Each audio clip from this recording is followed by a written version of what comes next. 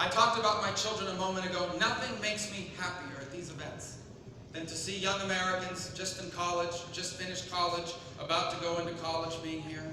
Nothing makes me happier than to see young families with kids like my own, because this is what this election is all about. You see, for over 2 centuries, this has been a country where each generation has left the next better off. You want to know why America's special? It is because for over 2 centuries, we have been a country where Americans always leave the next generation better off. You're here tonight because we're on the verge of being the first Americans that failed to do it. I would say to you tonight that this generation of leadership in this country right now is the most selfish generation of leaders we have ever had in Washington, D.C.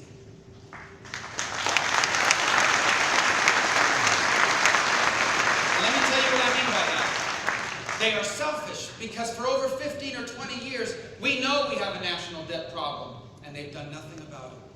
Selfish because they've taken an attitude we have never seen before, and that is, let tomorrow worry about tomorrow. All we care about is the next election. And now we're running out of time.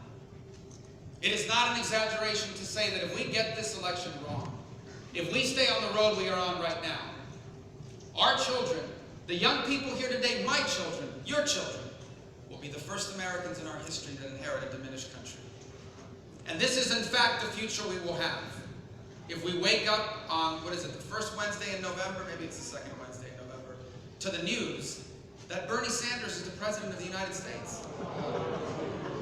Or to the news that Hillary Clinton is the President of the United States. You like her less than Bernie. That would be a disaster for America. Let me tell you what that looks like if they win. Obamacare becomes permanent. In fact, they want to expand it. If they win, all these unconstitutional executive orders become permanent if they win. The Second Amendment's in a lot of trouble if they win. You may not remember this. Back in 1993, Hillary Clinton wanted to place, I think it was a 25% tax on every gun sale in America. The Second Amendment's in. You know what happens if they win?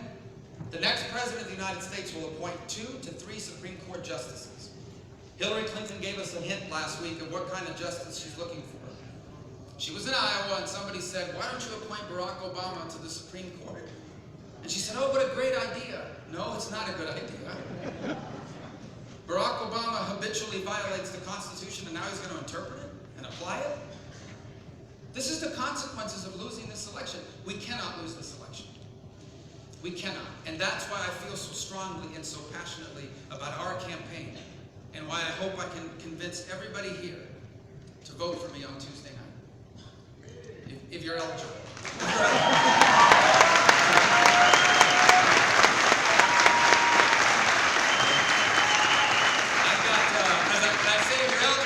As I was walking in, I saw a few familiar faces from Florida that are up here to help me. You guys can't vote on Tuesday. Don't get me in trouble. By the way, if you get a call on Tuesday night saying that I dropped out, it isn't true. It's a lie. Keep voting.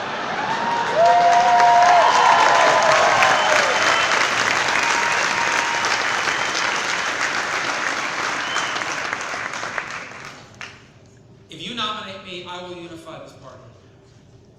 We're going to have a crime here. We have it now. People say things they don't mean. Maybe they say things they do.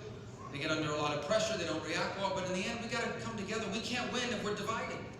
We can't win unless we're together. And the Democrats would love nothing more than to have us fighting against each other for the next 6 months. I will unify the conservative movement if I'm our nominee. And I will.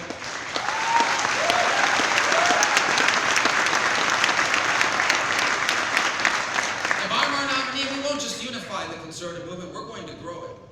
We are going to take our principles to people that haven't voted for us before. We are going to take limited government and free enterprise to the people living paycheck to paycheck.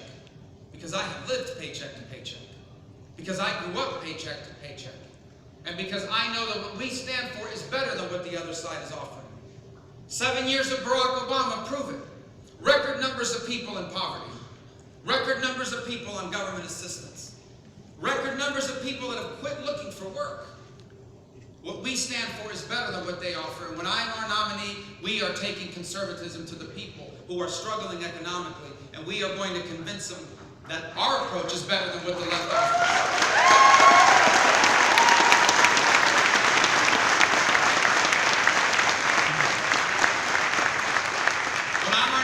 we are going to take our message to young Americans. You know, one of the things that really bothers